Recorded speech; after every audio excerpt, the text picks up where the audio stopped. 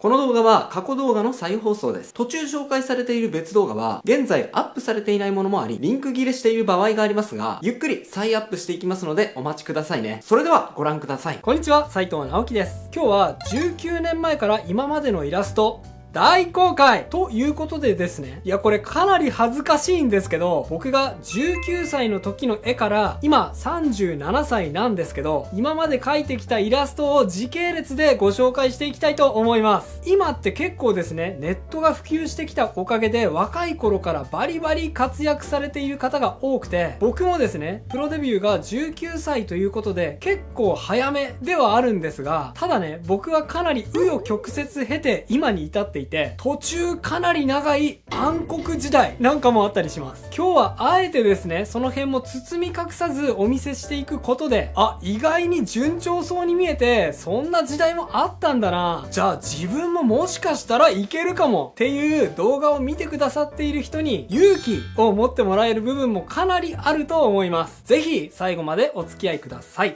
2001年から2003年、この頃の自分の作品ってあまり残っていないので、初めて仕事で描いたイラストを紹介しようと思います。これが19歳の時に初めて描かせてもらったデュエルマスターズというカードゲームのイラスト、超報酬ボルカノドンです。ここ見てください。カードナンバー1番 P は多分プロモーションカードっていう意味なんですけど、デュエマで一番最初のカードを描いたんだぞっていうのがね、僕の結構密かな自慢だったりするんですよね。で、次がこれですね。ホーリースパークは当時かなり強いカードで、漫画家のぴょこたんさ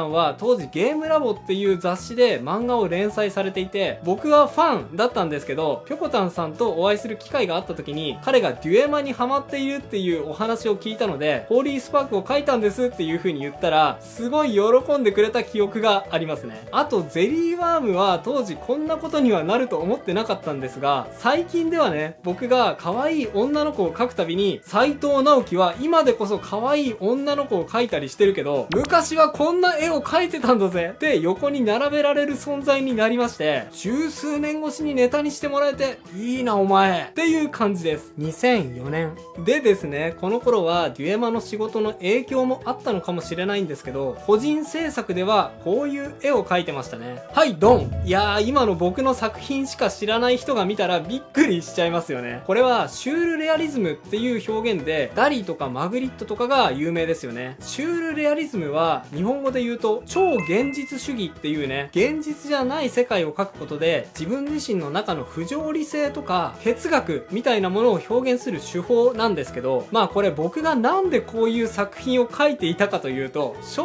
直に言うとアーティストっぽく見られたかったからなんですよね。いや、アーティストって僕の中でちょっと自分の中にダークな部分があるイメージで、それを表現しなきゃいけないって思ってました。だから一生懸命自分の中のダークさを表現しようとしていたんですけど、気づいたら自分の中のダークな部分じゃなく、自分の中の内臓を描いていたっていうね、そういう作品です。あとこんな作品もありますね。こういうの描いてるとなんか難しいこと考えてそうじゃないですか。ただね、なんかこの絵はいろいろなアレンジがあって、こんな風にアイスにされていたり、あとはなんか羊羹みたいに切って食べられそうになっていたり、あとは擬人化ですかね。はいはい。彼女ができて、結婚して子供が生まれちゃいましたね。これは、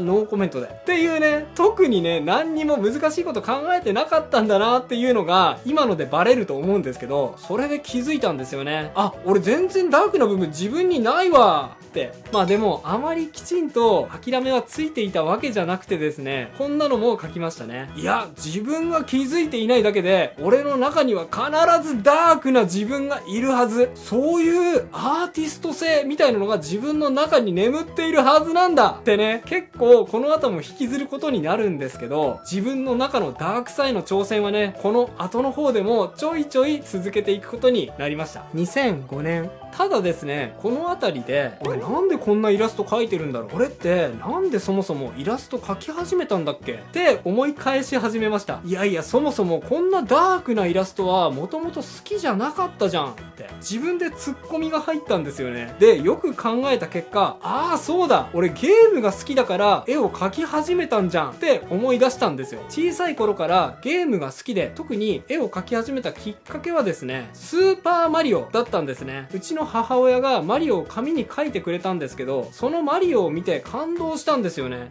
何描けんのこれって。それを思い出しまして、ああそうか、マリオじゃん、俺の神様はマリオだったじゃんって思ってですね、神様っぽいマリオを描きました。それが今表示してあるこのイラストですね。他にもゲームっていうテーマで連作っぽくこんな感じでイラストを描いてますね。これが2005年のことです。大学4年生の頃なので22歳ですね。2006年は社会人1年目の年ですね。ここはそんなに見せる作品はなくて、会社勤めで思いのほか疲れてまして、あんまり絵を描く時間が取れてなかったんですね。かろうじてやっていたのがこのボールペンスケッチです。これはね、どこに行ってもボールペンでノートに絵を描いていました。まあ時間がないっていうのはこれ完全に言い訳なんですけど、じゃあどうやって時間を作っていったのかについてはですね、先日の動画チャンスを逃す絵師の口癖で詳しくエピソード混じりで紹介していますので、そちらを見ていただければと思います。概要欄に URL を記載しておきます。2007年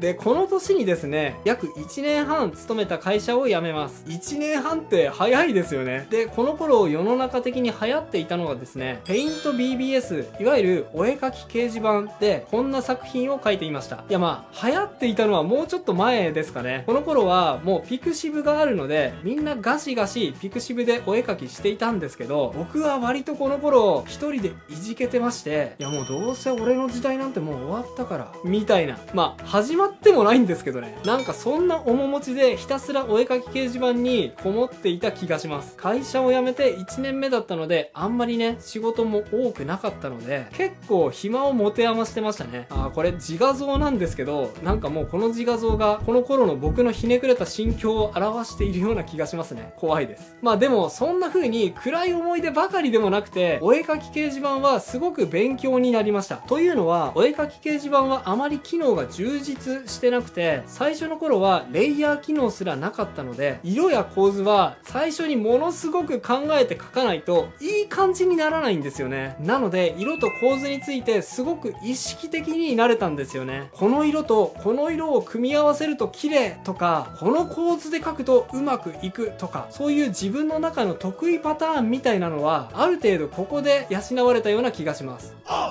2008年2007年はあまりにお絵描き掲示板にこもりすぎてですね、なんかあんまり良くないなみたいな気分になったので、こんな作品を描き始めてますね。この頃は僕の中でハッチングブームですね。ハッチングっていうのは鉛筆でシュッシュッシュッシュって細かく描く斜線で陰影をつける手法で、グランブルーファンタジー、グラブルの絵とかでも印象的に使われてますよね。このハッチングの表現方法を研究していたのがこの頃ですね。まあ相変わらず世の中の流行りみたいなのを一切無視した感じがあって、こんな作品を描いたからといってもう本当に誰からも一切相手にされていなかったんですけど、でもそれゆえに社会と隔絶されているがゆえにですね、こう自由な感じもあってですね、そんなに嫌いではないですね。あの頃もとても楽しかったです。2009年から2010年で、そんな感じで世の中の流行りから目を背けて生きていたんですけど、若干誰にも相手にされていないことに対して寂しさを覚えたんでしょうね。唐突に漫画の持ち込みを始めます。これはその時のネームの一部なんですが、結果的には40回近く全没を食らって最終的に佳作っていうね、才能のなさを爆発させたわけなんですけど、でもここではかなり大事なことを学んだような気がしますね。それは何かっていうと、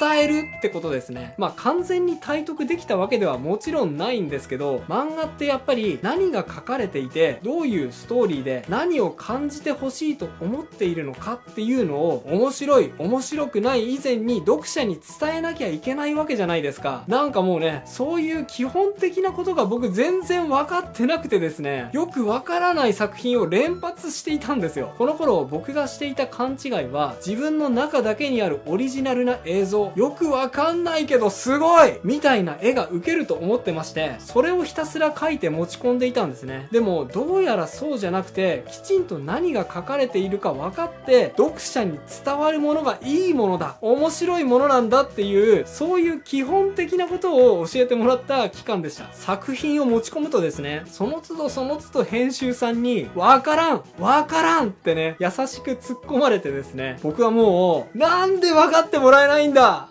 伝えるってどういうことなんだってすごく考えましたね。ある意味ここで作品を通じて人と関わり始めた最初の年というか、あれ俺の言葉通じないっていうのを経験して真剣に向き合った最初の年だった気がしますね。結局オリジナル漫画に関しては仕事にならなかったんですけど、この経験は僕の中では大きかった気がします。まあナイスチャレンジですね。相変わらずフラフラしている26歳でした。2011年から2012年、2010年、俺は大事なことを掴んだ。それは伝えるってことだ。的なことを偉そうに言ったんですけど、いやー、人はそこまで簡単に変われるものではなくて、この頃は相変わらずの暗黒時代ですね。この頃のフォルダを見ると、もうよくわかんない絵しか出てきません。こんなんとかね。いやもうちょっとわかんないですよね。斎藤直樹？誰それ？みたいな感じでね、相変わらずくすぶっている時期です。毎日アニマルプラネットを見ながらですね、ライオンはいいなーとか言いながらお酒を飲みまくる日々でしたね。もう何なんだろうこの絵とか。自分で描いた覚え全くないんですけど、なんでパプリカ？いや違うんですよ。言い訳すると、この辺りは仕事が結構忙しくてですね、会社を辞めてフリーランスのイラストレーターになった最初の年の年収は200万台だったんですけど、この頃は確か700万とか800万ぐらいまで伸ばしてこれた時期だったんですね。ただ結構イラストレーターでそのぐらい稼ぐって割と大変で、1枚いくらの世界なので、ひたすら描き続けないとそのぐらいの年収稼ぎ出せないんですよ。それでね、そのストレスでなんでですかね、なんかこういう思い詰めたようなイラストも描いちゃってますね。あとはなんかこんなんとか怖っ。ちょっとこの頃はあまり作風なんかも定まってなくてですね、多分自分史上一番ふわふわしていた時期かもしれないですね。こんな感じでいろいろなタッチで取り留めもないものを描いていました。なんかやたらすごくしっかり描いてあるゴジラがちょっと気になりますね。あとはなんだろう、この名画風の半間裕次郎とか、これは多分次の年の作品に繋がってくるんですが、この頃バキの着彩の仕事をしていまして、その影響でね、バキの絵を結構描くようになっていますね。2013年でですね、この年は割と覚悟の年でしたね。漫画連載をスタートします。まあ正確に言うともうちょっと前に始めているんですけど、別冊少年チャンピオンってですね、バキども絵を連載し始めました。これがね、漫画のページの一部ですね。ちょっと昨日自分が描いた漫画を見ていてですね、いろいろ苦しかった思い出はあるんですが、その割にあまりにくだらないネタが多くてですね、いい意味でね、あくまでいい意味なんですけど、あまりにくだらなすぎて笑っちゃいました。この漫画連載はめちゃくちゃ勉強になりましたね。まずバキが元ネタなので、バキをひたすら読み込んだんですけど、バキってですね、コマ数とセリフがめちゃくちゃ少ないんですよね。だから1巻あたり冗談抜きで10分で読み終わるんですけど、すごいのは1回読み終わっても何回も読み返したくなるんですよ。これは不思議でしたね。あのシーンをネタにしたいな、どのページだっけってネタにしたページ探すじゃないですか。そうするとね、気づいたら3巻ぐらい読んじゃってて、あれ俺今参考にしたいコマ探していただけなのに普通に読んじゃってたな、みたいな感じでね、これが漫画の力かって見せつけられた感じがしました。それをね、パロディ漫画を描かせていただきながら追いかける中で、ものすごい勉強させてもらったし、さっき言った見ている人に伝える、分からせるっていうことがどういうことなのか身をもって知りました。もしかしたらこうやって今 YouTube で僕が絵を通して学んできたこと、感じたことを皆さんに伝えるこの活動の礎になっているのはバキのおかげかもしれないです。キャオラということでですね、結構プライベートで描いていた絵に関してももろにバキの影響を受けてまして、こんな作品も何枚か描いていますね。というかここでもバキパロディをやっちゃっててですね、まあこれ板垣先生にも電話でね、描いてもいいですかって聞いたら、斉藤ちゃんなら OK だよってね言ってもらえてるんで、まあ大丈夫だと思うんですが、2014年から2015年、はい、この年はですね、自分の中で転機になった年ですね。2014年、僕は30歳だったんですけど、今まではあまりキャラクターの仕事をしてこなかったんですが、バキの漫画とかはね、一応描いていましたが、イラストとしてはキャラクターの仕事をしてこなかったわけです。でも、キャラクターの仕事がしたいって強くこの頃思いまして、絵柄を一気に変えました。こちらがですね、絵柄を変えた後の作品ですね。結構一気に変わっていると思います。この辺のいきさつや、どうやってここまで短時間で絵柄を変えたのか、その秘密の練習法についてはですね、こちらの動画、3ヶ月で上手くなるで詳しくお伝えしているので、そちらをご覧になってください。僕がやった秘密の特訓法がお分かりいただけると思います。全部言っちゃったんで、秘密でも何でもないんですけどね。こんな感じでね、これは同人誌を作ろうと思って、こういう妖怪をテーマに何枚か描いています。結局、この同人誌を出すことはなかったんですけど、しかもなんかこれ、キャラクターのスペル間違ってますよね、これ。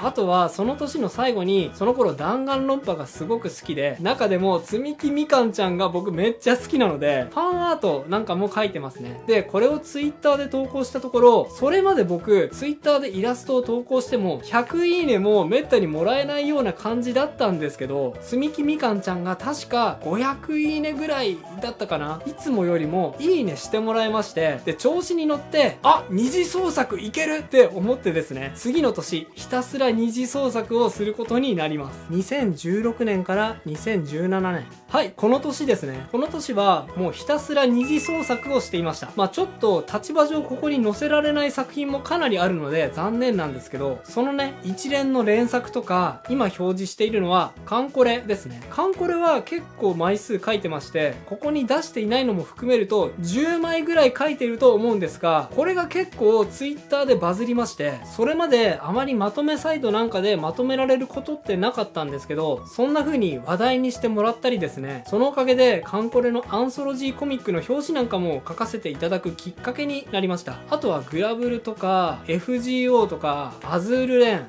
アズールレーンは多分2017年に被っている部分はあるんですけど、こんな感じでですね、2016年はもう本当に1年を通して二次創作ばかりしていた時期ですね。これは Twitter のフォロワー数を伸ばすという目標もあってですね、意図的にやっていた部分だったりしますね。僕はそれまでは2015年までは Twitter のフォロワー数は800人ぐらいだったんですけど、カンコレの連作をしたらですね、多い時は1日3000人ぐらい増えていた時期があってですね、そうやってある意味意識的に信頼を積み重ねていった部分と、あとはキャラクターデザインの勉強ですね。二次創作をするとものすごくデザインの勉強になりますので、その2つを同時に満たそうと思い、こんな感じでひたすら二次創作をしておりました。それとあとは初音ミクですね。初音ミクも好きで、それまで何枚か描いていたり、あとこれとかは以前描いたミクのレタッチなんかもやっていますね。初音ミクも好きでこんな感じで描いていたら仕事をもらえるようになってきました。いやー、ありがとうございます。この年ぐらいからですね、